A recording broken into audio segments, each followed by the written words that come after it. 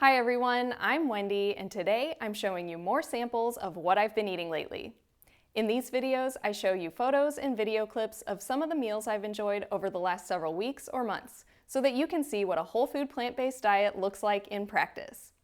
If I have a recipe for a specific meal, I'll include that in the links below the video, but more often than not, I'm just throwing together simple ingredients to make a really fast and easy meal. I hope this inspires you to get creative and make your own meals, and I hope you enjoy. First up, I have a sheet pan meal, one of the easiest ways to get a simple meal ready. Of course, you could throw all the ingredients right on the sheet pan and mix it up there so you don't have to clean another dish. But I find that it's easier to mix everything in a bowl, so that's how I do it. For this one, I added 32 ounces of frozen shredded potatoes, 16 ounces of frozen broccoli, and a can of tri-blend beans, which is a mix of kidney, pinto, and black beans. Then I seasoned it up with granulated onion and garlic and some paprika. I don't measure the spices, I just sprinkle them on, mix things up, and sprinkle on some more until everything looks pretty well coated. Then that gets spread out across 2 baking sheets, and I like to bake at a lower temperature for a longer time. I find I have better luck with getting everything evenly crisped up that way in the oven. So I do about 375 to 400 degrees Fahrenheit for at least 30 or 40 minutes or more until everything is golden and crispy. Next up is another sheet pan meal, but I didn't pay attention to the amounts here. I combined shredded potatoes with white beans, bell peppers, and corn.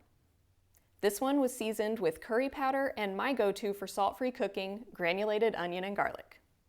Once again, spread it out on a baking sheet and bake until golden. I served this one alongside some brown rice. Here I have some oil-free potato wedges with what I guess you could call a taco pizza. We had made some of my quinoa flatbread, which I've shared on the channel before, and I'll pop that video up on screen here. With some leftover flatbread, I spread salsa on it as a sauce, then I topped that with my taco lentils. I can't remember, but I think I may have also drizzled a little of my cheesy sauce on top of that, which I just shared a couple weeks ago on the channel. This was heated up in the toaster oven until the flatbread was crispy, and then I added some fresh lettuce, tomatoes, and onion. Next are a few quick 10 or 20 minute throw together meals. This one used these millet and brown rice ramen noodles along with broccoli, chickpeas, tahini, and just a little bit of tamari. I threw everything together in one pot, added a bit of water, and let it cook until the noodles were done. And here are a couple lunches I had with black forbidden rice. On the left, I had it with a mix of butternut squash, spinach, white beans, a curry spice blend, apple cider vinegar, and hot sauce.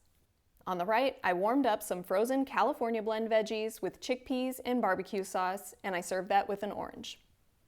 Moving right along, I have sort of a Mexican-themed meal. I started by making a really quick, not fried, refried beans. I just added pinto beans to a food processor along with garlic, onion, black pepper, and then I think I also did cumin, chili powder, and paprika. I also used one of these smashed avocado cups. It's just one ingredient, avocado. I mixed it with a little lime juice and garlic and onion powder, and I had that with my not fried beans, a mix of rice and quinoa, some salsa, my cheesy sauce, more potatoes, and another orange. I also had a salad and a little leftover potato salad that I ate too. This is another recipe I'll link to here on screen for you. And on that day, my mom also had some leftover chocolate silken tofu pie. We've made a variation of this for holiday meals before, and I'll put a link to that recipe in the details below. Now, this next one I know is not the prettiest meal ever, but it was easy and tasty. This was loosely based on my Instant Pot curry, but I added and switched up a few things.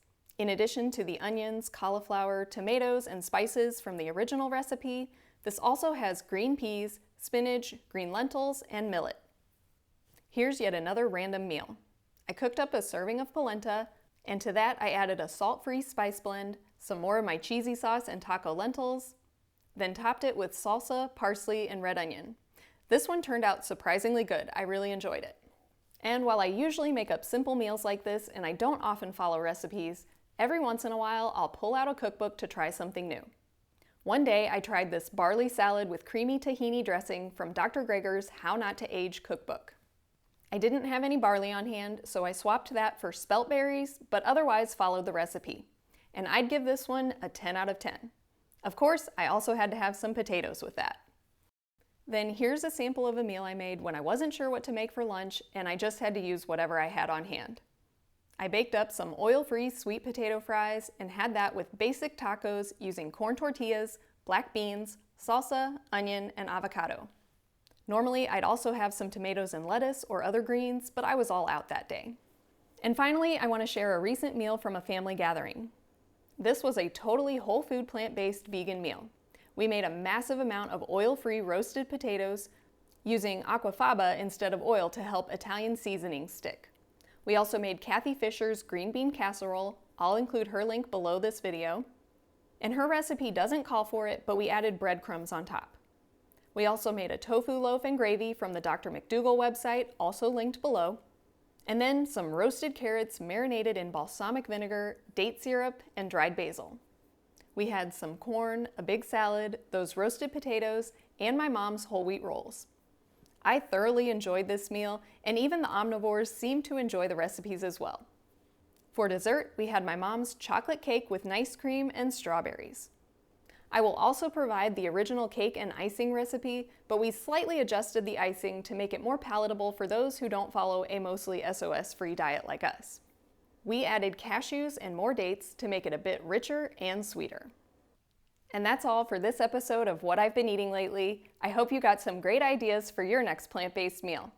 Thanks for watching, and I'll see you next time.